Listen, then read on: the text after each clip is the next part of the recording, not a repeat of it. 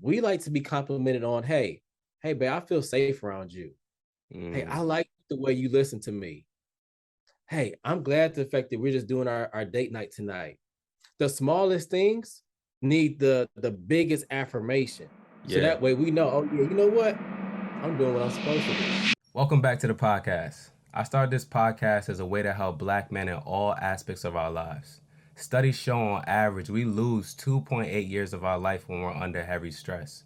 And I think we can gain those 2.8 years back if we express ourselves healthily. Stick with me as I interview therapists, doctors, advocates, activists, and friends about how we can be better as Black men and as a Black community. If you're not subscribed to us on YouTube and following us on Instagram and TikTok, you'll definitely want to do that. Without further ado, let's get into the episode. All right, y'all, I'm here with Jason Phillips. Jason is a licensed therapist and confidence expert. Jason, how you doing, bro? Man, I'm excited for this conversation, bro. I'm feeling good though. Feeling good. Yeah, man. I'm excited for it too, man. So let's just hop straight into it, man. So we were talking, obviously you're a licensed therapist and you're telling me how you deal with primarily Black men. And some of the things that I see a lot of times when I talk to Black men are relationship issues, and relationship issues being one of the reasons why we kind of jump into therapy or jump into like our healing bag, right? So can you Yeah. tell me what do you normally recommend when you have a Black man that comes to you, he tells you like he just got out of a relationship where he was cheated on, right? So this is a similar situation to what I was dealing with, right? What are some things that you try to tell him or you guys try to do or you try to do in session to kind of help him work through that? Yeah, bro. The first step is validation Mm, because when you've been cheated on, it hits us. It hits us emotionally, internally, and it does something to our pride and self-esteem. So, in order for a Black man to talk to another Black man that they've been cheated on, I can't try to come in with like solutions and problem solving right off the bat. First, I'm just validating your experience and validating that your emotions are real and it's okay to feel them. And that's the whole process because now we're building trust and rapport with one another so that they can feel comfortable actually sharing me like what really happened. Not just your side, not her side, but like the entire scenario. And that takes me having space for them to feel comfortable enough to actually be real. So how long do you feel like that process normally takes with Black men? Because I know it obviously varies, but like on average, like how long does it normally take if I you can give me that mean, number? Yeah. yeah, to actually like feel super comfortable like that, it takes a couple sessions. Okay. Because at first we're coming in, we may be saying, okay, I'm mad, I can't believe this happened to me. Mm, Like, I'm not that type of guy. I usually don't let my guard down. Those are some of the things that I hear. So once we move past the validation stage where they feel like, okay, this is a safe space, I can trust you not judging me. Because that's what we want to make sure. I mm, want to make sure you're not judging me for being cheated on. mm. Because think about it, like even with our closest friends, family, we're not telling them every single thing that happened in a relationship. We're like, oh man, I got cheated on. It ain't work out. I'm on to the next one. Yeah, absolutely. Yep. That's exactly how that Yep, goes. I'm on to the next one, man. Mm-hmm. Like, hey, it won't. We'll say something like, it won't happen again. Mm, mm-hmm. Mm-hmm. So after they feel validated, now I'm helping them with affirmation. Like Mm, affirm, what does this mean for you as a man? Because I don't want this experience to take away from who you are. Because when we've been cheated on, especially if you're somebody who prides himself on being a leader, a problem solver, like you're mm, that go-to guy. mm-hmm. So when you cheat on, it's like, dang, like I can't tell the homies about this. I cannot. Right, Like right. we'll be more apt to tell them if it was something like wild or crazy, but like you just got left or you got ghosted and she's with somebody else, you are not saying that because that doesn't look good on you. Right. So I'm helping you to affirm yourself that just because this happened, this doesn't take away from who you are as a person, especially when you were showing up in that relationship with commitment, compromise, consistency, all the things that are necessary for a healthy relationship, and it still happens to you. I Right. want you to still affirm that you're a great guy, even though this has happened. Right. That's the step. Yeah, no, you're absolutely right, man. And I think about it, that's what my therapist kind of did too. It took a little bit longer because I had my own like thoughts about being cheated on. I was working through my anger and all that kind of stuff. But yeah, Mhm. she definitely did the same thing.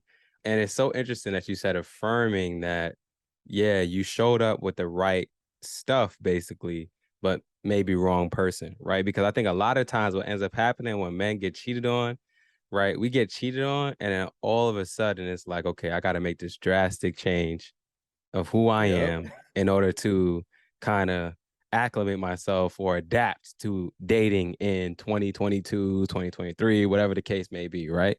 And so we start changing, we start hearing things like nice guys finish last and this and Yeah. that, right? And I gotta not show interest in order for women to like me and all these different things, right? So Play games. yeah, right. And it's like after I got cheated on, I kind of started subscribing to that a little bit, right? But it's because I was kind of lost, right? I didn't know what to subscribe to. I didn't know what to do, right? Because I felt like exactly what you said. I came in with everything, you know what I'm saying, like that I thought was supposed to be in a healthy relationship, and I Yeah. still got cheated on, right? So like that affirmation is very important, especially coming from another man.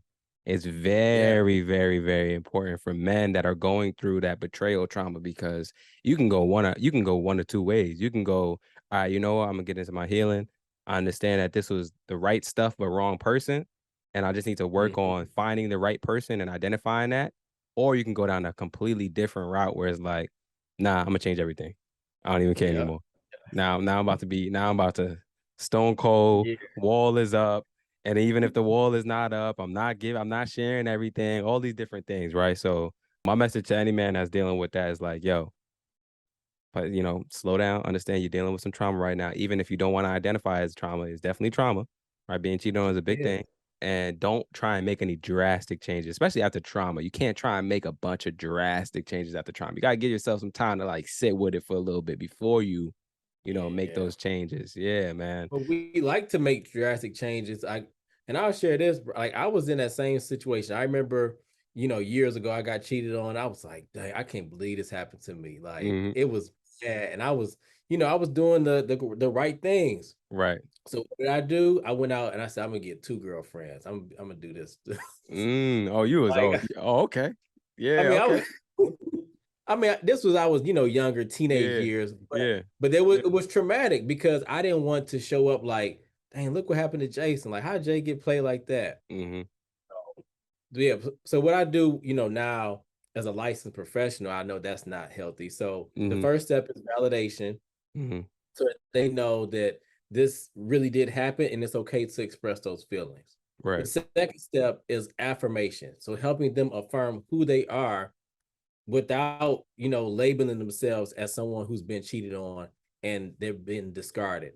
And Right. then the third step is integration. So now how do you integrate this experience into your new life story?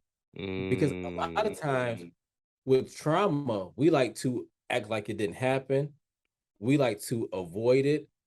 So now we can still show up. We don't have to harp on this experience, but in order to work through it, we have to acknowledge that it happened and then process what that means to us. wow. Man, that's very true, man. That's very true. That integration is very important because you can be validated and affirmed, but if you're not able to integrate the lessons and all that kind of stuff into your life and how you move forward, you may end up running into the same issue again, right? Like, and not Right. knowing how to really deal with it and still kind of feeling like you're not actually healing, you're just kind of coping in a sense. Yeah, so that Mhm. integration is very, very important, man. And we were talking in the precursor, we were talking about relationships just in general and our approach to relationships. And we were talking about it was very interesting what you were saying because it's very true, right? Like, can you talk about how our confidence is impacted by the relationship that we're in or the status of the relationship that we're in?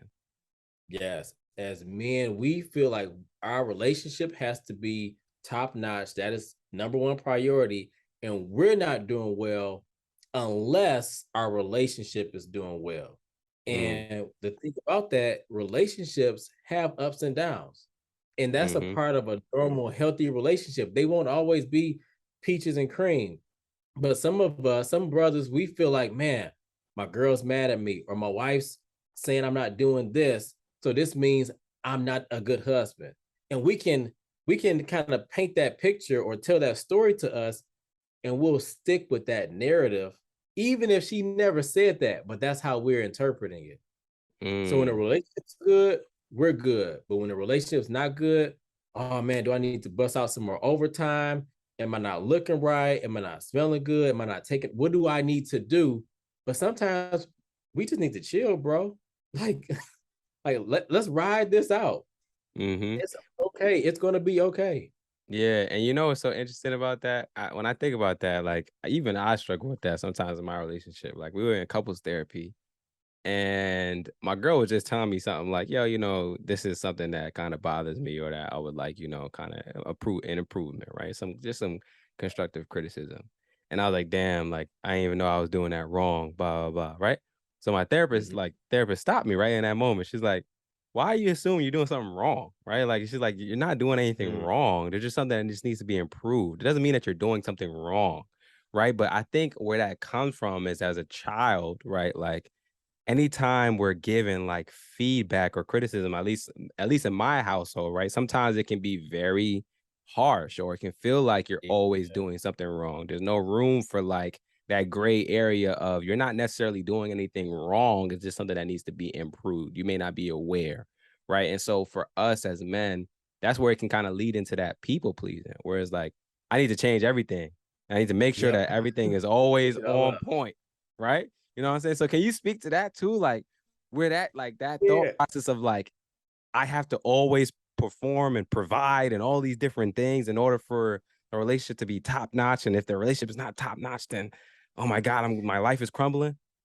Man, again, it goes back to how we pride ourselves on our relationship going well. I was having a Mm-hmm. conversation with somebody, Mm-hmm. and they were feeling really down about the fact that they didn't know if they were getting the proper, uh, I guess you say, the proper respect in Mm, their household mm-hmm. as a protector, provider, teacher, all these things as men, we pride ourselves on being. Mm-hmm. And at times, it's not that you're not doing it, but maybe your partner's not expressing it in a way where you can hear it. Right. So you said something really important about feedback as a child. So sometimes as a child, we're just used to being scolded. Oh, clean up your room better, eat all your food, get better grades. So it's like, okay, I'm constantly having to improve. We Mm-hmm. take that same mindset into relationships. Mm. Your girl says, hey, make sure you take out the trash. Oh, so I don't be taking out the trash? It's like, no, I'm not. uh, It's like I'm not saying mm, because I'm not saying that. I'm just reminding you, but we take that as negative criticism. And I think on mm. the flip side, some things as men, women forget that we do like to be praised Yeah. on certain things that they may take as small, but just like they maybe like to get a compliment on their dress or how they look or how they what they're doing for us, we like to be complimented on, hey, babe, I feel safe around you. Hey, Mm. I like the way you listen to me. Hey, I'm glad the fact that we're just doing our date night tonight. The smallest things need the biggest affirmation. So Yeah. that way we know, oh yeah, you know what?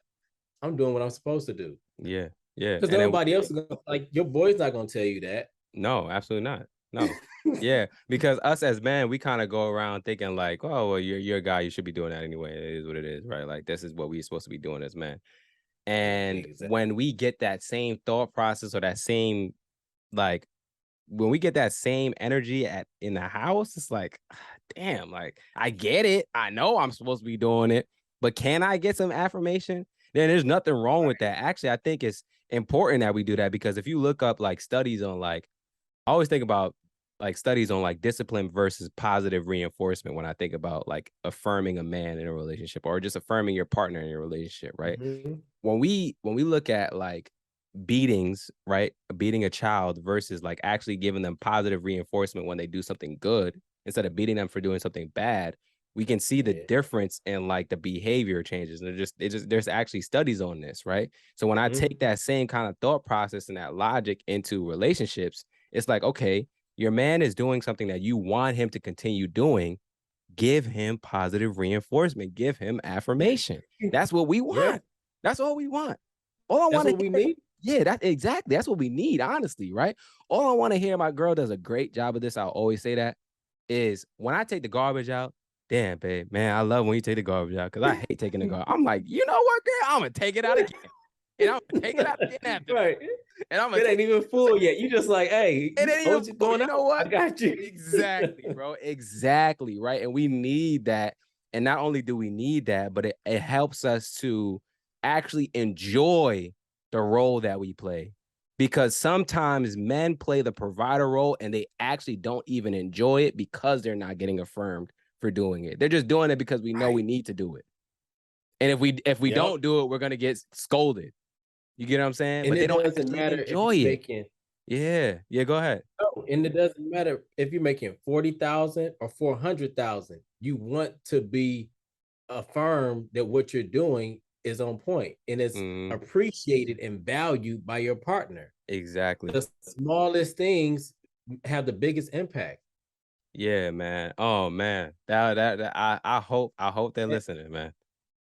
I want to say something too, real quick too, bro, because when you said that, it made me think about one of my shows that I watched, Skip and Shannon. Undisputed. Yeah, of course. So man, we're watching that, and on that show, all they do is talk about who's doing what, right? That's their whole job for that 2-3 hour block, is to kind of criticize the players. Mm-hmm. But players who we know are like the top athletes in the world, they don't like watching that show, or some of them, because they're getting criticized, critiqued all day. Yeah. They don't come on there and talk about who's doing well. And they know the majority of that show is putting people against each other. Yeah. So the same thing applies in our relationships as men. When our woman only gives us the critiques, it doesn't matter how good you are. You can be the best husband, best partner, best father in the world. But if you're only hearing that critique, you're gonna like, I don't want to talk about this. I don't want to engage with you.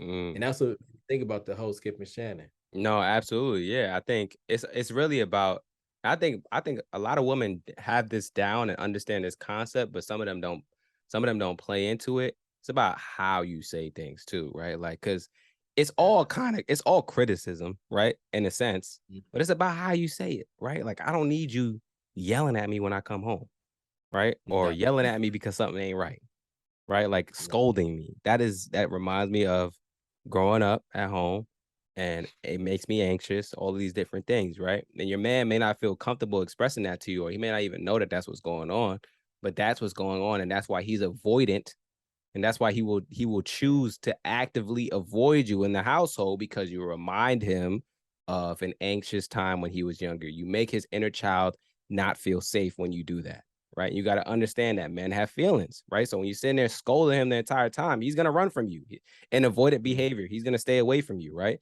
So it's about that positive reinforcement, and it's about knowing how to criticize in a way that doesn't come off as demeaning or insulting or yelling or scolding, right? Because like I said, man, listen, I would avoid you if I could. And I already know, I'm pretty much at a point where I know what's going on, but I'm still going to avoid it. You know what I'm saying? So I'm glad my girl don't do that, man, because I can't deal with that level of like scrutiny that some men have to deal with in their relationships. It's tough, man. It's tough. Oh man, So we're having a conversation, right? In the precursor, we were talking about the pseudo or quasi, right, therapy, right? Can you break that down for the people, man, please? The pseudo quasi therapy is when brothers, we feel like our version of therapy is going to the barbershop, is going to the gym, is talking to your homeboy. Even if they are a great listener, this is not great. This is not therapy. And I remember I had this conversation with a good close person of mine, and I was going to do a talk on like why Black men don't seek out therapy.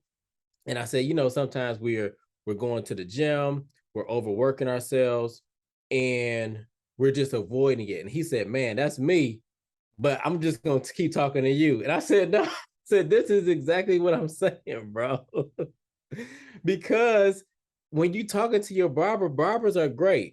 Like, we have close relationships with our barbers, but they don't have the skill set or the tool set to help you with what you're going through. So we have to be way more open to actually sitting down with a professional who doesn't know you, who has the licensure, the degrees, and the experience and the aptitude to actually help you process what you're going through. Yeah, man. I agree wholeheartedly. And it just takes me back to thinking about my friends too.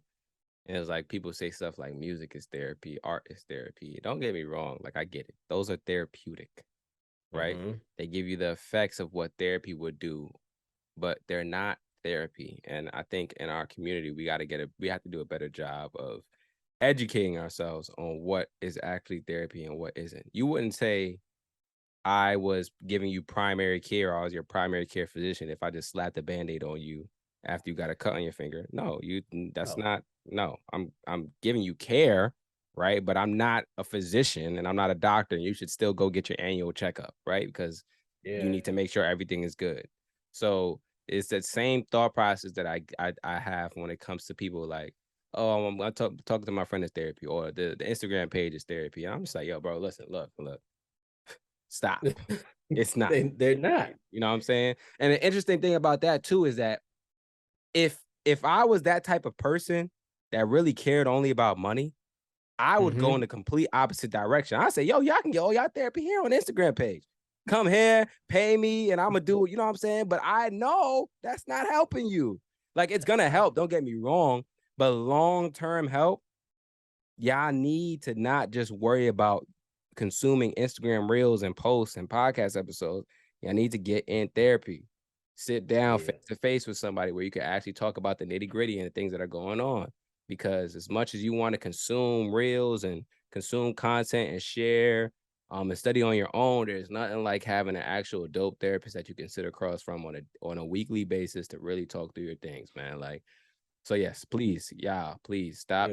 Yeah, Yeah, the go ahead, man. social media, the podcasts and the Instagram, the reels, all of these are great tools. The content is becoming shorter and shorter, but what's happening, our real life problems are becoming bigger and bigger. So while you're sitting there looking at your favorite social media guru or you listen to your favorite podcast, it's not enhancing you and growing you and healing you in the manner that you need. And I'm noticing this more and more where people are going onto the Instagram and saying, hey, this is, I come to this for my therapy, but that's not therapy. We have to realize that while you're seeking out healing from the social media post, the content, your actual problem is becoming worse. And Mm, even if you feel good in the moment, let's say something happens, you're triggered, you're in a situation.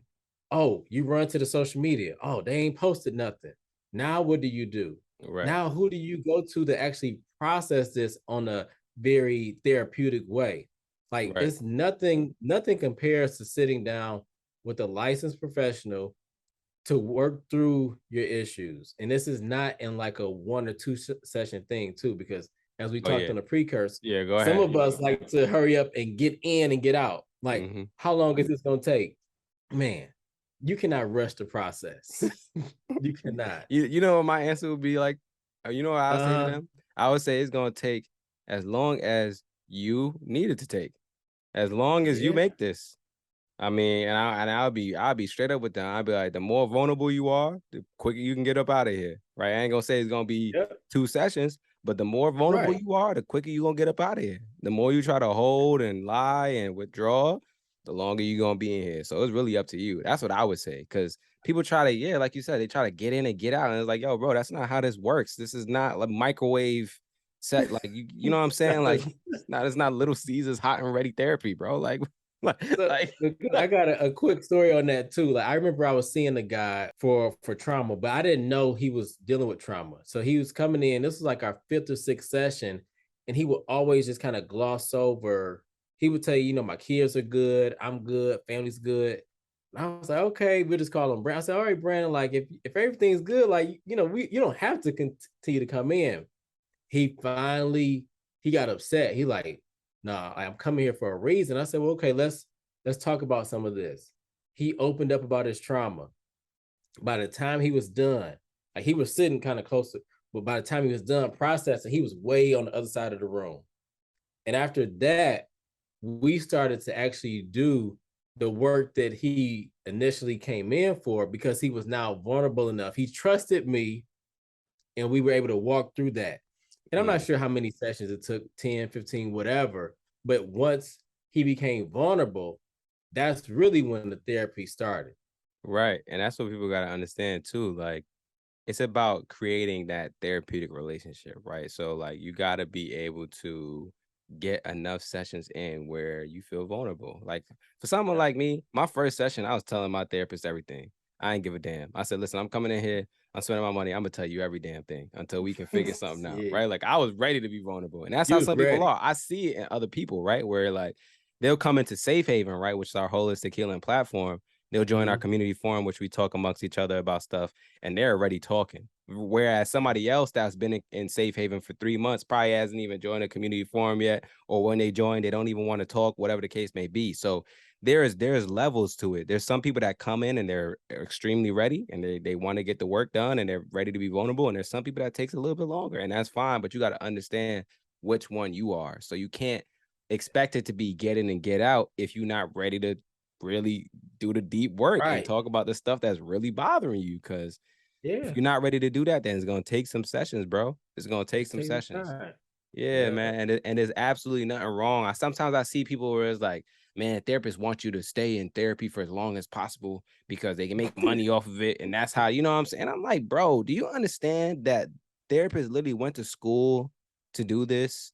And they are literally basing their whole life off of helping people with their trauma, when a lot of these therapists don't even need to do this. Especially a lot of the black male therapists don't need to actually do that. If they really wanted to, there's another way that they can Yeah. make, there's a lot of other ways that they can make money, right? There's a lot of other Yeah. ways that they can make money. They don't have to take clients, right? So when No. people say stuff like, oh, therapists are only interested in just taking clients because they want to make sure that you guys can stay in as long as possible, I'm like, bro, you obviously don't talk to therapists, bro. Most therapists are literally passionate about this because they've struggled with the same things their clients are struggling with.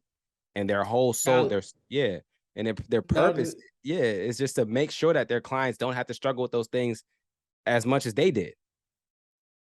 right. So I literally discharged some people this week, last week. Like we love to discharge people and send them on their way because it opens up our spaces up to help more people. And a lot of therapists, we have went into the work because that's what we like to do. We enjoy seeing people heal. So we're not trying to just keep you in there forever and ever. I mean, you can tell when it's time for somebody to go too. I know we didn't, but like when you get to a point where we start spacing out sessions and you come back in and you're still feeling good, like you're still able to handle life situations, mood is great, anxiety's going down. Okay, let's space it out again. Hey, doc, I'm good. I'm good. And that we love to hear that. That's not something I'm not saying, okay, well, let's talk about your childhood again. Like, nah. Yeah, no, nobody's doing that. First of all, that's a waste of your No. time, right? Like, and most people don't even understand this. Most black therapists are booked to capacity, right? Yeah. Like they want to get rid of clients, not get rid, but for lack of better words, they Yeah. do want to get rid of clients, right? Like, Right. and it's so interesting that you said discharge because I'm thinking about my therapist. We had a session last Monday. We hadn't had a session in like a month and some change. And I remember I had Mhm. gone through some things, and I'm like, man, maybe I should schedule a session with her through that month and some change that we didn't have a session. I'm like, nah, I'm all right. I'm good. I took a couple days, got myself right, got myself together. Everything was good. And then we came back and had the session. I talked to her about a lot of different things, but for the most part, I realized in that session, like I already had all the tools and things. It was just kind of felt like I was just kind of giving her an update on things that actually happened rather than it being therapeutic, or not even not Right. it was therapeutic, but rather than it being like her giving me advice and like coaching me Mhm. through things. I've Right. already been coached through those situations and those scenarios before in the past or similar ones. So I Mhm. had the information, I had the tools to be able to operate on my own. Right. So when you say discharge, I'm starting to think like, damn, like, man, I may have to It's go through coming. that It's process coming. soon. You know what I'm saying? It's It's coming soon. It's coming because she definitely asked me. She said, "You want to go to monthly?" I was like, "Listen, give me some time. Don't try to break up with me right now. Just give me some time. Let me think right, about it, right? right. Because we on bi-weekly right now. But I know I could definitely do monthly or bi-monthly if I wanted to right It's now. co- But I'm just thinking to myself, like, man, as a client, right? I start to I'm being selfish right now because I'm like, man, I love the therapy sessions, but I also know I don't really need them right now. And Yeah, I'm in that yeah. space right now where I'm kind of struggling with like the letting go of it. What would you say? So I know this was But on the, that's because yeah, go ahead. you've been doing the work. Like I Mhm. remember, and I'm just using like examples. When somebody comes to the session, usually the clients who do the best are they're vulnerable, but they're consistent. Consistent on not just being present in the session, but whatever the recommendations are, the homework, the treatment plan, like they follow up and do that. So when you continue to be vulnerable and do the work outside of the hour or so that we meet, it's inevitable that you're going to be terminated, right? So I always tell you, you can come back, and people do come back. You can come back and check in, but if you're doing the work, like you're committed, it's inevitable, bro. Yeah, yeah, absolutely, man. So I know like it's coming. And I know we're gonna have that conversation at some point in time. It's probably gonna take a few months, but we definitely gonna have that conversation. And also I think about it too, like I have a kind of different thought process about it. I don't just think about myself. I think about somebody else that may be going through something specific and they really need those sessions.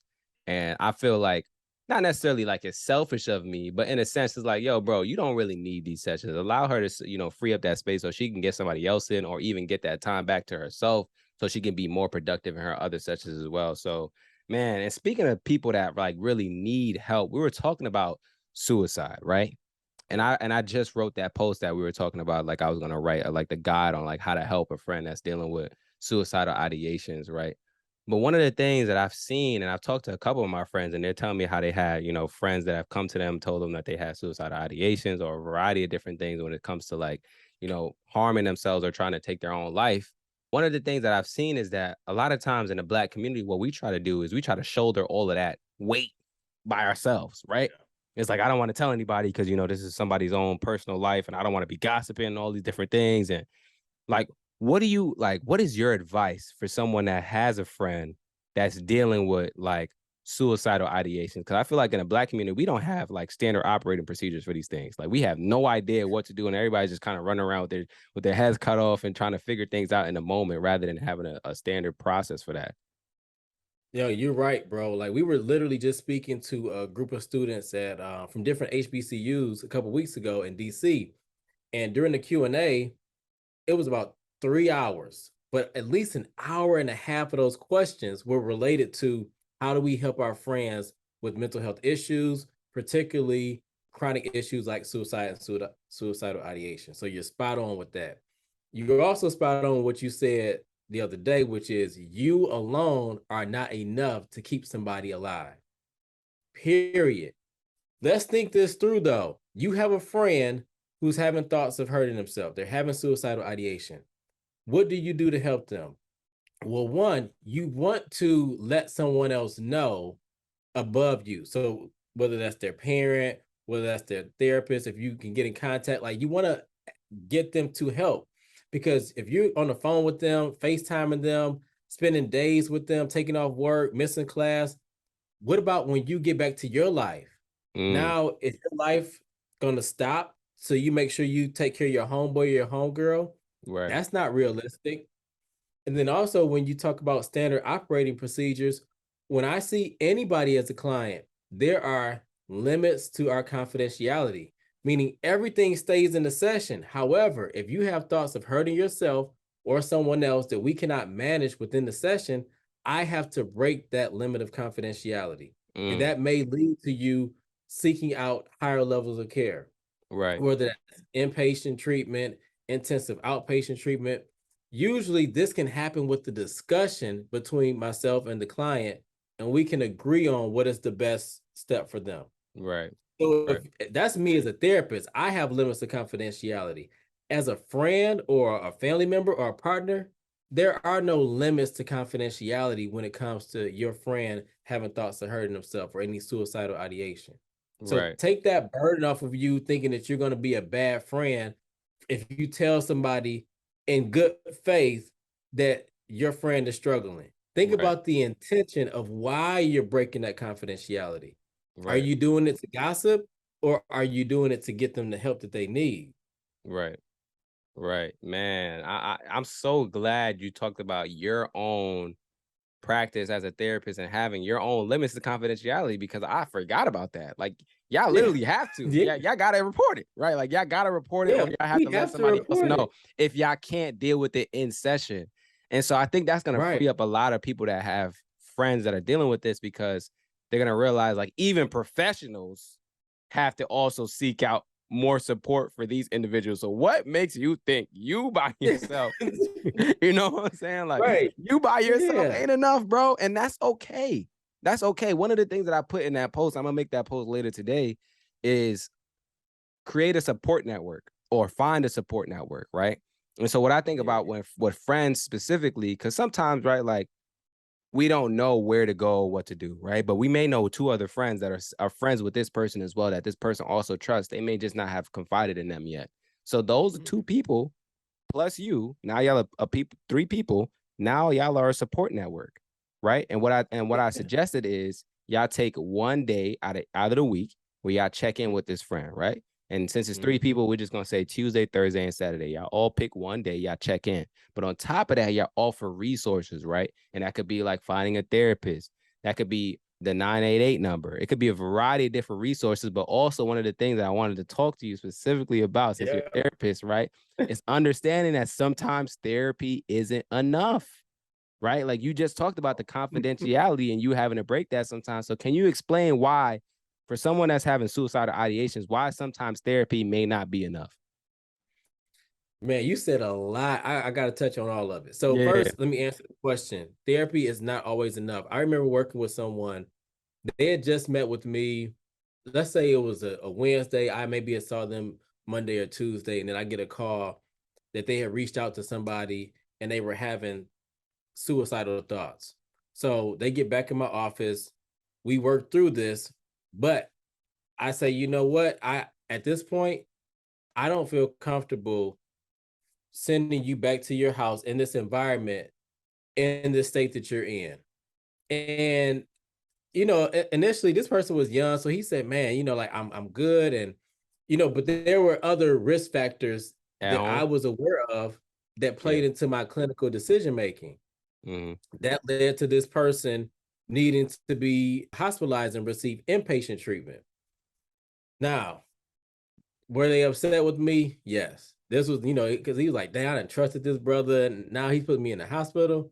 Mm-hmm. The beauty of it is I knew I could sleep well because I had made the best clinical decision that day.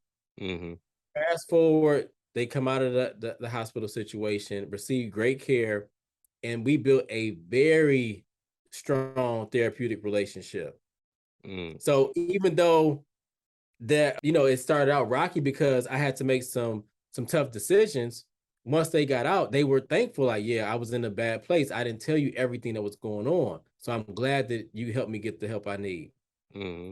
They ended up, terminated. They did well in treatment, and then they came back again. So what I'm saying is, as therapists, we have to make difficult calls because we're not trying to be friends with Right. our clients. I'm not making this decision, man. I don't want my boy to not like me anymore. No, I want to make sure I keep you alive so Right. that you can live your best life.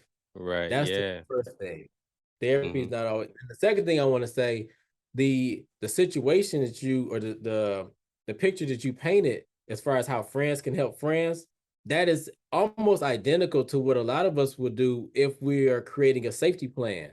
So we're going to look Mm. at, yeah, you I didn't even literally know. kind of set out a safety plan, right? I didn't even know that, Like, man, bro. this Yeah. you get in the office. Yeah. Who we're gonna look at? What are your warning signs? Mm-hmm. Who are your supports? Like, who are your friends? What are their numbers? Mm-hmm. What are things that you can do without any support? So, like walking, exercise, watching TV. Then, what are things you can do with people? Where are places you can go? So, everything you listed, people, places, resources, are things that we're looking at to beef up your coping skills and your support system in between our sessions. So, that's one step that we would do before we just look at, hospitalization. That's the last resort. Right, man. I didn't even know that. And you know what I called it? I called it a support network, but then I also said creating a support plan. So Like exactly what you just talked about. Like what your support network, you use that support network to then also support that individual, which can be checking in, but also doing like in-person stuff too, because sometimes a calling and a texting isn't enough depending on the severity, right? Somebody had like a suicide attempt or they have a suicide plan. Calling and texting ain't enough. You know what I'm saying? Maybe suicidal ideations that'd be enough, but suicide plans and suicide attempts, you want to make sure you're actually popping up in person, right? And you're showing that you're actually there. You're showing that you're you're there to kind of help and support your friend that's going through that, right? And again, it shouldn't just be you alone. It should be a support network, right? It should be multiple people. It can't just be you. That's too much of a burden just for one person to carry. And I think we as a Black community have gone so we've like strayed so far away from our roots. Like as Black people, we are village based. Like we grow up in community and we strive and we perform better when we're in community. But when we go through these issues with like physical health, right? Because even this happens in like with physical health, right? Sometimes I know of friends that have parents that have cancer that don't even, you know what I'm saying? Like they don't even know what's going on. You know what I'm saying? Like they don't even know what the situation is. I had a guy that was on here the other day, not the other day, but I just say the other day for random days, right? But I had a guy that was on here the other day, right, where he was talking about how he had got prostate cancer, and the only reason why he figured out is because his doctor ran a random test, but he didn't even know that in his family there was history of prostate cancer because nobody was sharing that information, right? And I think as a community, we do ourselves a disservice by trying to keep everything secretive. The only thing we don't keep secretive is stuff that we actually should keep secretive, which is stuff that people, you know what I'm saying? Like we gossip about stuff that we shouldn't even be gossiping about. Yeah, the stuff that is frivolous. So one thing, bro, you bring up some good points. Like in our community, as therapists and in the mental health field, we seek out consultation. Any good clinician is going to really seek out consultation, meaning the decisions that I make are not in silo. And when I was a clinic chief, if somebody had to be hospitalized, more times than not, they would staff that with me. So they would bring the case to me and say, hey, this is what's going on. I'm thinking this, or I'm thinking that. What do you say? Because they're not trying to make these difficult decisions by themselves. So who, as a layperson, or whoever's listening as a layperson, who are you staffing these cases with? God. Right? Because that's what we do. Right. We're talking to other members of the treatment team, the psychiatrists, psychologists, other therapists, social work. We're talking to everybody, nurses, because we want to make sure we're providing the best care for that person.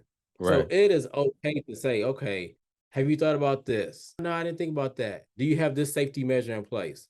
But when you try to do it on your own, you're going to miss something. And then if something happens, who's at fault? Now you're going to put yourself in the line of trauma because you're thinking, man, I was the last person they talked to, and I thought he was going to keep it G, but he didn't. Right, exactly. One thing too I would say is always be skeptical of a friend that's having suicidal ideations. Never fully trust what you see or what they say. Never fully listen. I love my friends to death. Once you tell me you're having suicidal ideations, I'm never going to trust fully what you're saying, at least until I know for a fact that you're good. Because I know, especially in Black men, we front all the time. It's like, you know what? I don't want to be a burden, so I'm gonna just tell bro I'm good, even though I've been crying the last few nights. You know what I'm saying? And bro, tell me you've been crying. I need to know, right? But I know that that's something that we deal with and that we do in order for us to cope because we don't want to put a burden on other people. So for me, I'm never fully trusting. I'm always just watching, right? I'm listening to what you're saying, but I'm watching what you're doing more importantly, right? And I'm seeing your mannerisms and your behavior and trying to see if there's any changes in that, and also checking in person to see your environment, all these different things, because all of those are indicators of what's actually going on versus what you're telling me. For real. It is. One of my mentors, he said this. He said, what are they not saying? Listen to what they are not telling you. And the last thing, he's good. He's good. Nah, that's true though. Yeah. Yeah, you got to, because, and I'll say this too before we kind of move on. When people are experiencing difficult times, and maybe it's leading them to have suicidal ideations. More often than not, if they decide to act on it, or we have a negative outcome, an adverse outcome, they have not been in care. They're not seeking out the therapy. So we have to continue to promote therapy Right. because that's another avenue. A lot of times when people die by suicide, they have not been in care. Right. Yeah. They don't know that, like, a lot of times people don't understand that their problems are actually solvable, right? Without it being suicide, right? And so that's when suicide becomes a solution, because for them it's like, man, life is too hard. I can't deal with what I'm dealing with. I don't feel like there's actually a solution on earth for what I'm dealing with. I'd rather not be on earth, right? Or And so, learning how to live without it. right, Learning how to live with those problems. So that's right, why there's mm-hmm, certain indicators when it comes to suicide: relationship distress, mm-hmm, mm-hmm, past suicidal ideation, mm-hmm, access to firearms, weapons in the home, mm-hmm. chronic pain. All of these things matter. Financial distress, legal problems, Yeah, family history of suicide. As a layperson, you may not know to ask all of those questions and know how to ask all of those questions. right. Yeah, man. And yo, we were talking, I was telling you how we need I'm gonna say it on here, even though I know we'll see if something ends up happening in the future, but I call it a mental health first aid kit, right? Mm, And it's not gonna be the yeah. same as like a first aid kit that you have in your house with bandages and alcohol pads and all that kind of stuff. It'll more so be like for lack of better words, a dictionary, right? And you can look up, or index, glossary, encyclopedia, whatever the case may be, where you can look up a certain mental health issue or disorder, right? And then find a guideline on how to deal with that in somebody else or in yourself, right? Because right now, like I said, we don't have standard operating procedures. Everybody just running around, heads cut off, right? And we Yeah, need it's more it's so much. education in the household about how to deal with these things effectively, right? Because we just don't know at this point, right? And one thing I wanted to point out too is we were talking about how therapy sometimes isn't enough. Can you speak to psychiatry and psychiatrists and the importance of the role that they play in the mental health community? Yes. So that's one thing I think in the Black community, we're catching up. Like we're Mm-hmm. catching up to seeking out therapy, but we are really behind when it comes to adding medication management as a Mm-hmm. component of your mental health and wellness. Yep. Seeking out therapy or seeking out medication does not mean that you are crazy. This does not mean that it's a permanent tool. It means that this is something else that can support you throughout your healing journey. This is another tool. This is another person that can be added to your treatment team, your wellness team. And I think for us, a lot of times we're off put by medication. Oh, I don't like taking pills. I don't like I don't like taking nothing. But when you go to the doctor, the primary care doctor, likely you want that doctor to prescribe you something. What if every time you went to the doctor said, "Oh, you know what? That cut or that infection, give it 3 weeks. It's gonna be good." You would be Mm-hmm. like, You better, bro, what am I "What?" coming here for? What's up with you? What you mean? You better give me Right. some. Just go read this. Go talk to me. Let's keep talking about the problem. More times than not, we want the doctor to prescribe the best medication for it to work. The same principles need to be applied to our mental health and wellness plan too, Mm-hmm. because there are times when you're meeting with a therapist and you're not having the progress that you need.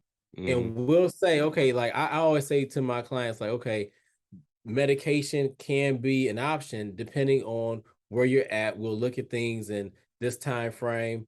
And more often they're open to it. Sometimes they're resistant, but one person stands out where I think again we were like terminating sessions. Like I had met with them, I'm not sure how many times, and I was like, all right, bro, you're good. But he had just started taking medication too, and it was really helpful. And I said at some point you could talk to your psychiatrist too, like they may start titrating you or take you off the medication. He said, nah. He's like, nah, bro. He said, I don't ever want to go back to how I was feeling before the medication. And that Mm. stands out for me. This was like 5 years ago. But it really Mhm. stands out because I'm from Detroit, and I think he was from like an inner city, and he had his guard up about medication. But Mm. once he saw the benefits of it, he was like, "Nah, like, hey, I call you when I need you, but I'm I'm He not said, stopping this right now." right. Yeah, And man. I love that, man. I love that. Yeah, man. I love all the stories that you can tell about clients that have actually dealt with a lot of these situations because I always feel like stories are the best like teachers for these things. Like we could talk all day, right? But a Yeah, story that is actually like somebody's experience is completely different, right? And I think it always will help when we talk about like the stigma around mental health, the stigma around therapy, psychiatrists, seeking out medication, suicide, all these different things because people can see themselves in others, man. So I just thank you, man. I thank you. yeah, This has been a dope episode. I appreciate all the insight and the wisdom, the knowledge. I've I definitely learned some things, man. So to wrap up, I just want you to share your socials, your social media, anything that you have coming up, and how people can connect with you and yeah. support what you do, man. Thank you for having me. I enjoyed this conversation. I have been looking forward to it, bro. Hmm. Seriously, I just recommended your podcast to a bunch of my other black male clients. So Hey, I appreciate that, yeah, bro. Thank you.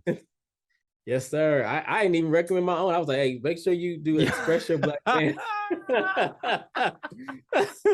I'm not lying. I'm not.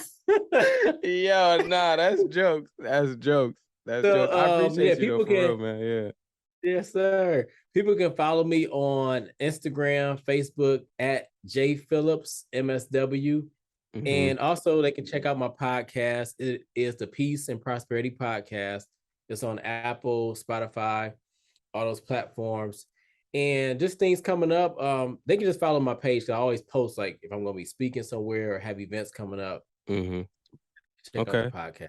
That's Yeah. that's that's dope, man. I wanted to ask you. I'm gonna ask you on the pod just because I just want Yeah. people to hear and just see how these things happen.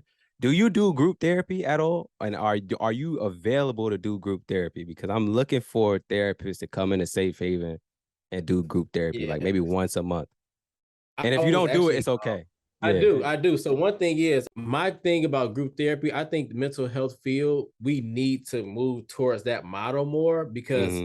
the amount of people that need care, we Mm-hmm. can't do it at a one-on-one level. Right. Like we can't meet the demand. But yes, I was trained in group therapy, bro. Like my Oh, experiences okay. from my internship in substance abuse, my first job out of grad school was in grief counseling, Okay. was facilitating large groups. I had the best experiences doing group therapy. I love group coaching and group therapy because people get a chance to heal and hear from other people. And when you have somebody who's can facilitate that in a professional manner and make everybody feel respected and heard, Mm-hmm. it's a beautiful experience. So yes, What? I do. Yeah. I love to connect. Well, yeah. I'm about to say, all right. So we gonna connect off the podcast. I just wanted y'all to hear Yeah, that. So listen, man, the group therapy is coming to Safe Haven for sure. yeah, Cause I was like, that's one of the things that once we get enough members, we got like 80 plus black men in there right now. We do community yeah, forums, which is like we get like maybe like at least 10 to 15 people coming in the community forums. So I know if we were to get those same brothers into like the group therapy and then really push the group therapy inside of Safe Haven, woo! bro. I'm Group, telling you, yeah. I just got the group there. It's so powerful. Mm-hmm. It's so dynamic and it's transformative because you get a chance to hear like, oh, you did this. Oh, when you Right, were triggered, you did that. So now right, you don't just have me as the clinician, but you right. have other Other members people. who are Yep. like stealing their ideas and things like that. Right. Yeah. And Uh, that's what we I just love, talked about. Yeah. yeah, That's what we just talked about. The stories of hearing other people's experiences will help to break down those stigmas and stuff. But also on top of that, it gives you information on how you can deal with the things that you're going through. That's why the Expressions of Black Man platform is so powerful because I talk from a person from my personal experience. You get what I'm saying? right. I'm not trying to be your therapist. I'm just being Yeah. Kizzle, the guy that's gone through healing. And these are the things that work for him. And maybe it can work for you too. And even if it doesn't, it's not that far off because you're a black man just like me that's probably going through the same things. Yeah, Exactly. yeah. It's yeah, Exactly. we Yeah, gonna yeah. talk. We I definitely love gonna it, talk. bro. We gonna Yeah. talk. Man, thank you for being here. Thank you for all the wisdom, man. I appreciate it. Yo, I'm excited, man. We're currently building the exclusive community, and it's going to have so many dope features. We're partnering with a Black organization to offer low-cost therapy to each member of the exclusive community. And when I say low cost, I mean that members will be able to get therapy sessions for less than $50, regardless of who they are and where they are. We're also going to have free ebooks and courses, including both the Hurting the Healing ebook and the therapy ebook I'm currently writing, live podcast episodes where you'll be able to interact with the guest and I in real time, community forums, exclusive merch, and categorized content so you can easily find information that may be useful to you. So go to expressyourselfblackman.com/therapy and register for early access. It's literally a 30-second process. I just need your name, email, and social media handle to make sure you get access before anyone else. And before I dip, I just want to thank you for your support. Without people like you, none of this would be possible. I can't wait to see you when we launch. Sometimes I know you feel like you ain't got nobody to speak to. A shoulder to lean on somebody you could preach to. No, you need to hear it, my brother, I love you. We got way too much to live for.